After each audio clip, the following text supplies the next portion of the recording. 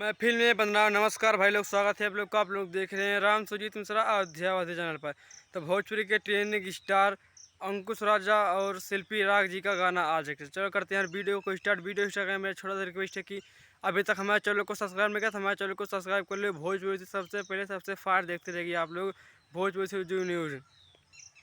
आप लोग वीडियो को स्किप मत करिएगा, तभी आप लोग पूरा अपडेट को समझ पाएगा कब और किस चैनल पर तो कितने तारीख को किसने गीत दी कितने संगीत दिया, तभी आप लोग पूरा अपडेट को समझ पाएगा। और अभी तक चैनल को सब्सक्राइब नहीं किया, चैनल को सब्सक्राइब कर लो। चलो करते हैं वीडियो को स्टार्ट। स्वर है अंकुश राजा का, महफिल में बदनाम।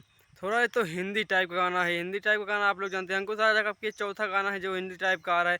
भोजपुरी में भी अब हिंदी टाइप का गाना आ रहा है आप सबके बीच में, महफिल में बदनाम। तो यार अभी कमेंट में दिया है, अभी तो कमेंट में दिया है आप लोग। चलो करते हैं।